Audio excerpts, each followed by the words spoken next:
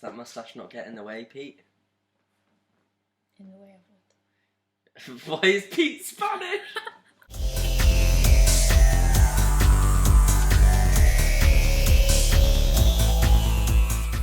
Hey guys, and welcome to this week's Just In. Pete's back. Look, this ginger moustache and a checkered shirt is Pete. Pete hasn't read these, so Pete will be asking inquisitive questions, won't you, Pete? I am Pete. So now we have a Spanish Pete. This is ridiculous. Okay, so I thought we would start by talking about Wonder Woman 43. Just to give you some context for what's going on in the world of Wonder Woman.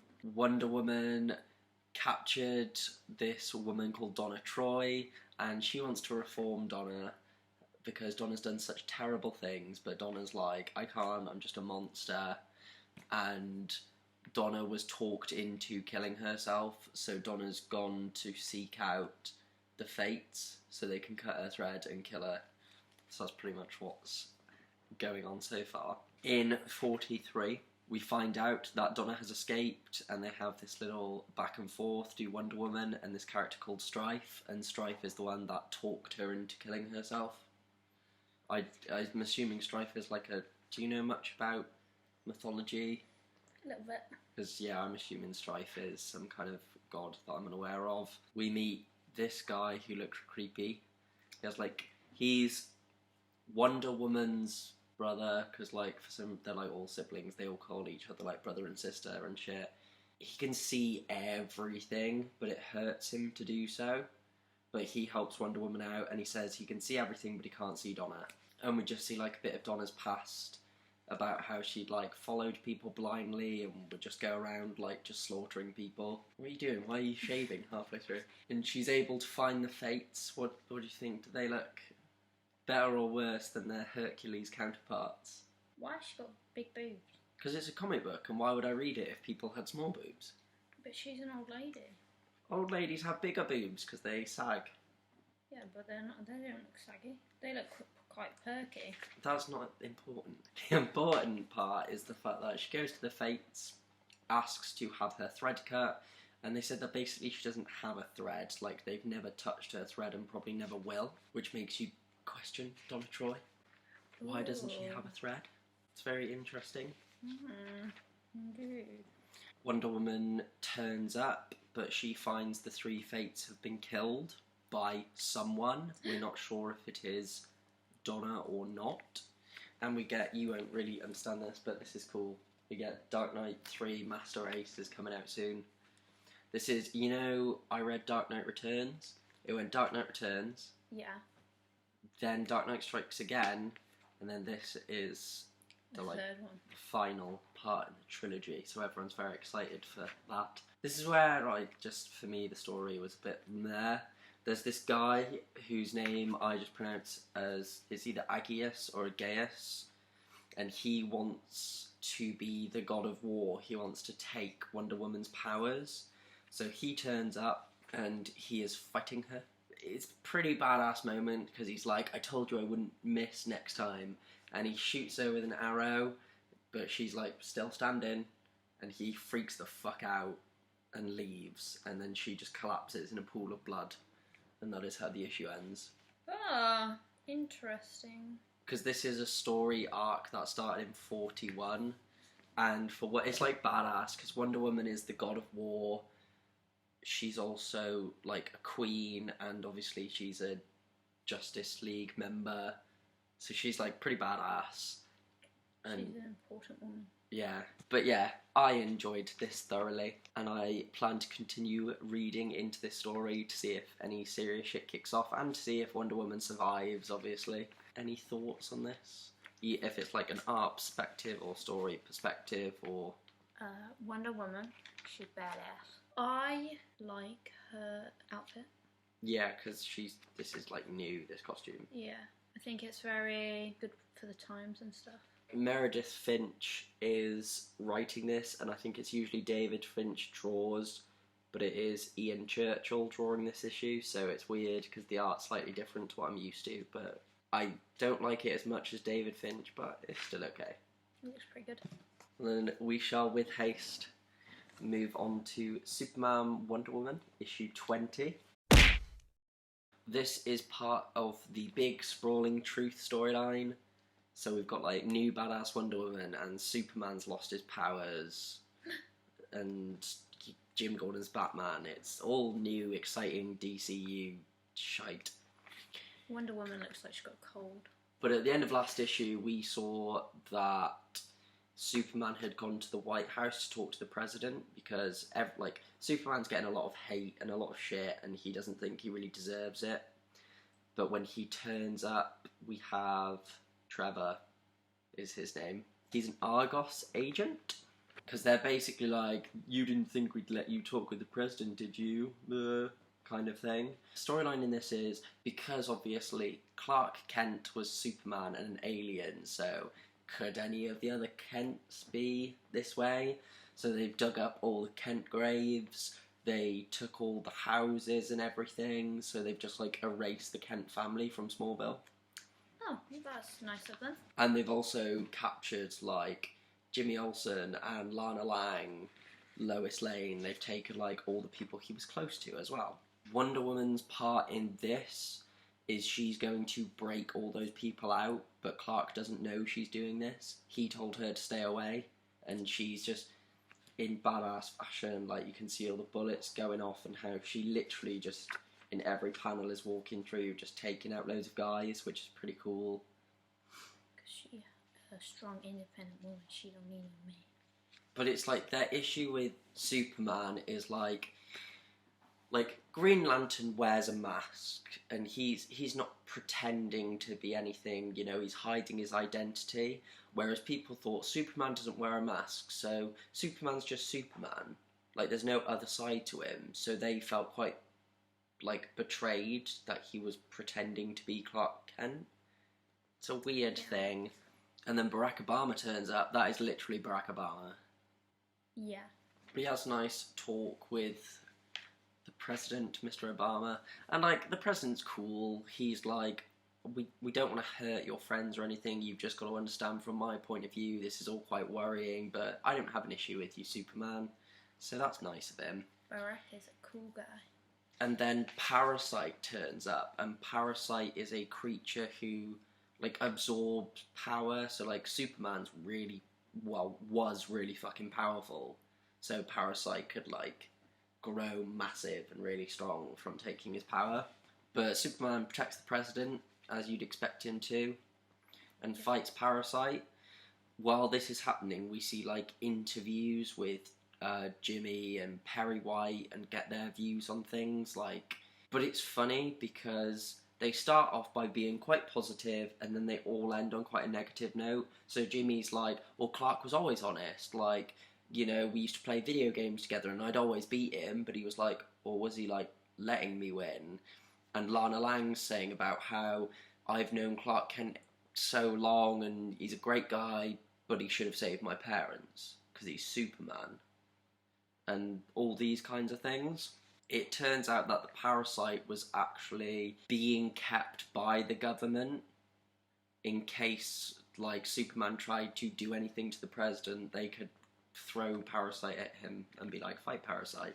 And then, yeah, Superman, he says, we assume you'll continue to be on the side of the angels. And then Superman says, only side I've ever been on, Mr. President. So they come to the understanding that Superman's, like, he's still Superman, he's still a good guy.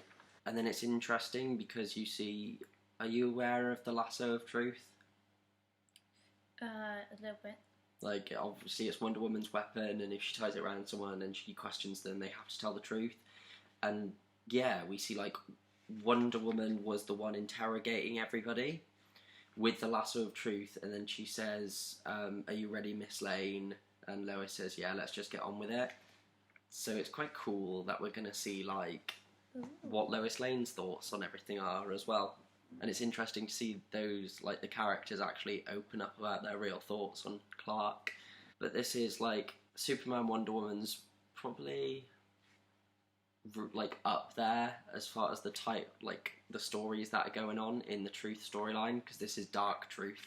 It is Peter Tomasi who is writing it, and Doug Mankey on, like, drawing it.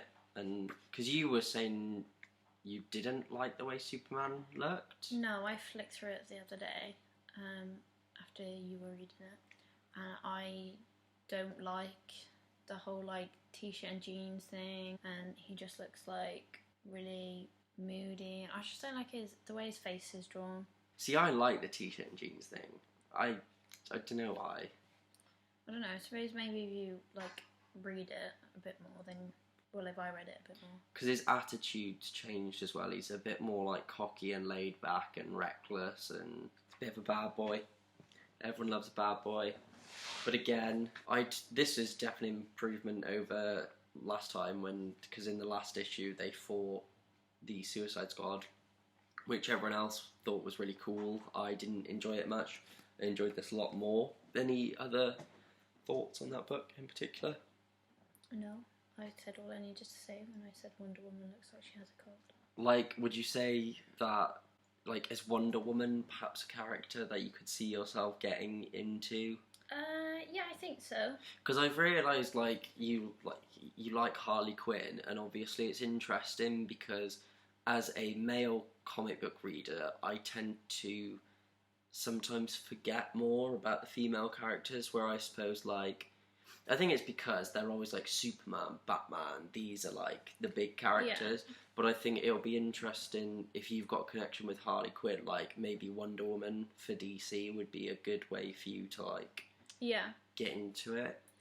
I've said to you before as well, I've seen things online about why doesn't Marvel do a Black Widow film? Yeah. And then you said women films tend not to do very well. Yeah, it was just they said from history women films tend not to do very well. But this is why everyone's hyped for Captain Marvel. Like, all the male fans as well are hyped for Captain Marvel because people are like, finally they're doing a female-led superhero film. Because Carol Danvers is Captain Marvel. Oh, okay, cool, yeah. Yeah, I'll teach you more about Captain Marvel. She's pretty cool.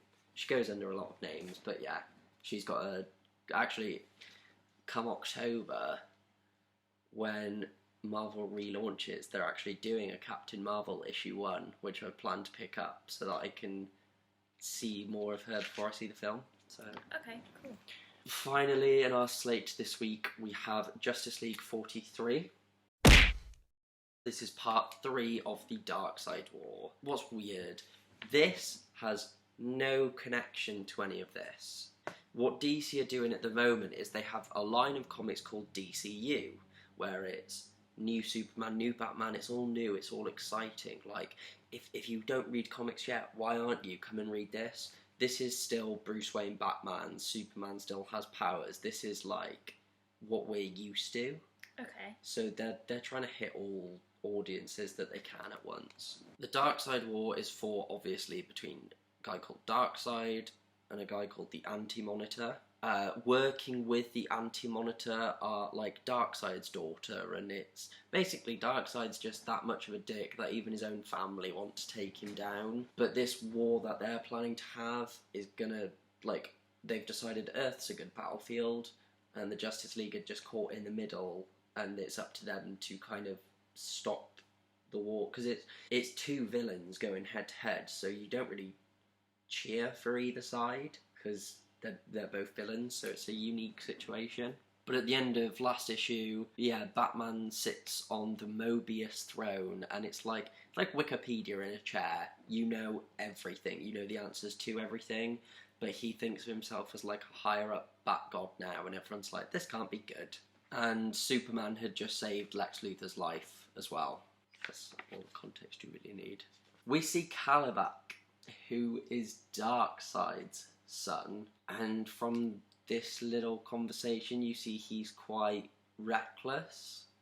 Like, he'll kill his own men if they're in his way at the time, and usually everyone who works with Darkseid is like, for Darkseid, and at the end he says for Caliban, because he just does everything for himself. So he's a new player that's been brought in. I don't know if I like the way he looks or not. I don't know if this kind of look has been overdone. It's not really the best look, is it? No. I kind of like his facial structure and stuff though is pretty similar to Darkseid. But the Mobius chair, as Batman's asking it, who is the Anti-Monitor? And it turns out that's the only thing the Mobius chair doesn't know. Because the Mobius chair belonged to Anti-Monitor. The Justice League is kind of like, okay, Bruce, so come down from there, because this is stupid. Yeah, his mind has obviously been altered quite a fair bit. See, that's Darkseid. So you see what I mean about yeah, how... there's a resemblance. Yeah, but yeah, the Justice League is kind of pleading with Batman, saying, like, the chair is messing with his head and it could be dangerous, and Batman assures them that he can handle it. Lex and Superman have a weird relationship in this, because Lex Luthor's obviously a dick and a bad guy, but they kind of have to work together. And Superman realises his powers are like, he's like, oh, I can't use my X-ray vision, there must be lead in the air. And Lex Luthor's uses, obviously, his computer shit, and is like, there's no lead in the air, I don't understand why your powers aren't working. And also Lex is like, you didn't need to save my life, my suit has healing things in it, they would have activated anyway, I don't need your help. He's like, I'm not thanking you. So there's that kind of relationship between the two. And then yeah, loads of Darkseid's minions turn up to start like beating on Superman. And there's this really, really cool moment because Lex Luthor like blasts them all away. And then Superman says, why are you staring at me? And then on the next page reveal, we see that he's bleeding, which obviously like he's the Man of Steel. So that's like, why the fuck is he bleeding? And then Lex basically says, there's nothing blocking your X-ray vision, there's no sun. So like Apocalypse, the planet they're on, there's no sunlight. Oh, so okay. Superman has no powers. Yeah. But at this point in the book, I was kind of like, well, Lex Luthor could kill Superman now if he wanted, and that's what I was expecting to happen. I was waiting for this big, like, betrayal to take place. So I was very on edge. And we see, I think they're called Lashina and Kanto. They're like more Darkseid minions. They're looking for Marina Black, who is an Amazon like Wonder Woman. And Marina had a child with Darkseid, and both Marina and the child Grail are trying to take Darkseid down, so he wants them both found. Right, okay. But these two particular minions also have an issue with a guy called Mr. Miracle. And he's called Mr. Miracle because he is the only person ever to escape Apocalypse's concentration camps. And they kind of take exception to that because they're like, nobody escapes us, and yet he did. Mr. Miracle, who's that? That's Mr. Miracle. Yeah. He shows up with the Justice League. It's cool because he grabs the lasso of truth and like wraps it around his own arm, so he's like, look, ask me anything, like, you can trust me. And the Justice League are like all splitting off into different teams, so like Green Lantern and Batman are going to go off together. You have like Power Ring is going to stay behind. Power Ring's like a lady Green Lantern. Yeah. Yeah, you can tell by the designs. And obviously Green Lantern has a power ring. So yeah. Power Ring, yeah. I knew that from One Tree Hill. You knew what from One Tree Hill? That he had a power ring. Oh, because of the proposal thing. I get you. The guy that was sat on the throne before Batman, Metron, you kind of get the impression that he wanted Batman to take the chair off of him.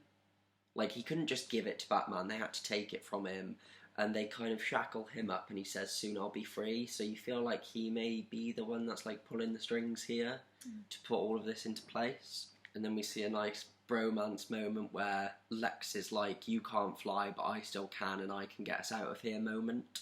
So this is, like, Lex's thank you. Yeah, it's funny, though, because he's basically like, oh, soon in a couple of hours, all your powers will be gone. And then Superman's like, I'll be human. And Lex goes, you'll never be human. You'll still be an alien, you'll just be powerless.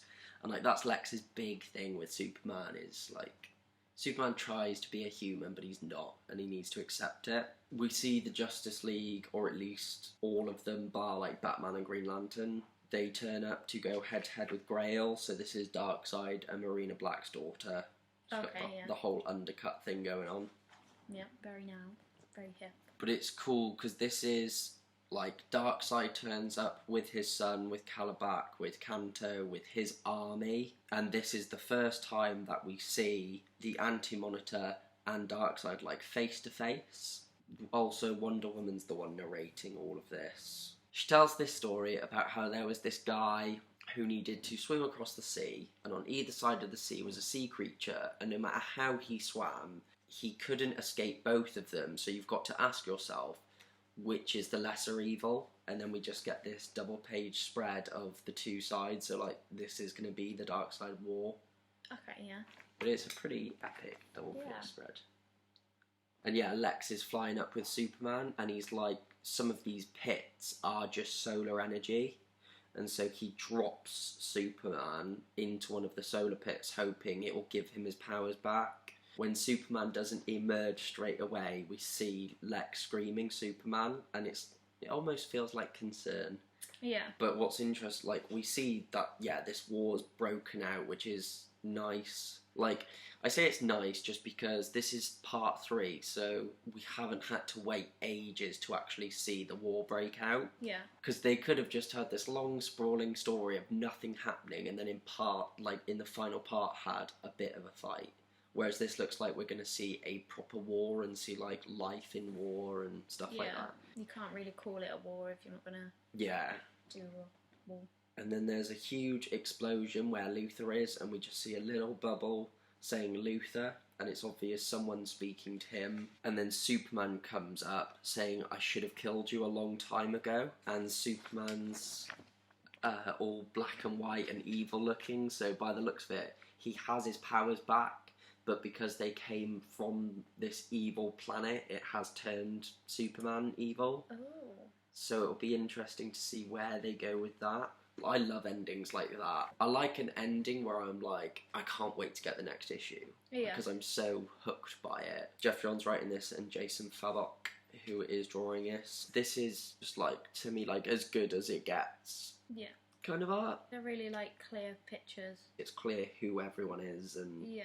In this scene, like, obviously there's stuff going on in the background, but the focus point is this. Yeah. Like, so, Luthor and Superman. But I like as well how he still put little details in, because some people would use block colours, because they're like, oh, it's in the background. I also like how the whole, even when a scene is pretty, like, colourful or whatever, like, the whole tone of it is dark. Even though there's a lot of, like, oranges, greens, like, bright colours. You can still tell it is a dark book. The expressions that are on the faces are pretty impressive as well, actually. Seeing, like, the different expressions, pretty good. See, but again, that's something that I probably wouldn't think of being a comic book reader. It's just something we'd kind of take for granted, but something you'll be like... Yeah. Like, it's a cartoon drawing, so I get your point of, like, when you... Like, if you watch cartoons, an expression is, like... You don't get the detailing and like lines and stuff like you do in this. But this is definitely been my favourite part of Darkseid War so far, because we've been getting, here's everybody's backstory, let's introduce these characters, and 1 and 2 did a good job of building up to this, and now that the war's kicked off, I can't wait to see what they do with it. I don't know how many parts this is in. I don't know how many parts they're doing. I think the best art out of the 3 of them is probably the Justice League one, from my perspective. Yeah. I don't really like the Superman and Wonder Woman art. Like, not just on the cover, but inside as well. Because obviously these are 3 different ongoing stories or anything. If you had to rank them based on just what I've said from, like, story perspective, which one strikes you as being the most interesting and the least interesting? I'd probably put it in like the same order as art. Like the Justice League one, this seems the most interesting story wise, and then Wonder Woman, and then again that one. Okay. But you said you didn't really enjoy this one, did you?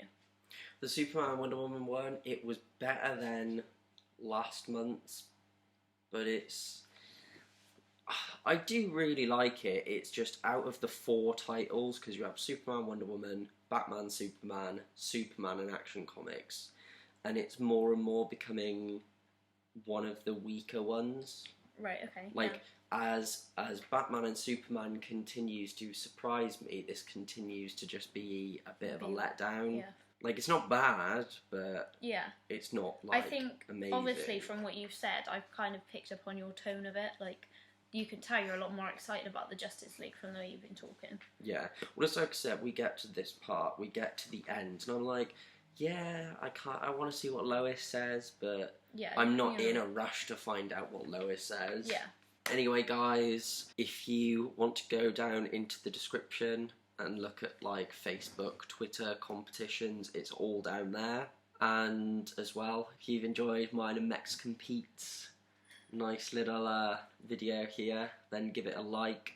Comment with your thoughts on the books. I bet you that this remote keeps wobbling, and I bet the speakers have just picked up it doing that, so that's going to annoy me. Comment down below and subscribe, because it's nice to show some support, because I've got a bunch of new content. I had a guy who had subscribed to me and came up to me on a night out, and he was just like, I subscribed, and like, it is a nice feeling, because I know my videos aren't the best in the world, but Hannah can vouch for me. Like, I put a lot of effort into filming and editing. Sorry, Pete. Like, I do put a lot of effort into it. So even if 1 or 2 people say, like, I enjoyed the video or subscribe, it does really mean a lot. But yeah, it was a good week in comics. I enjoyed. And then we're just going to strive to get Hannah reading more.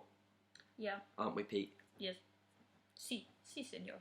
And because Hannah's not here to be a stupid head, we can do our usual outro. No, we cannot. So it'll be goodbye. Goodbye from me. Arriba! Hannah, what are you doing here?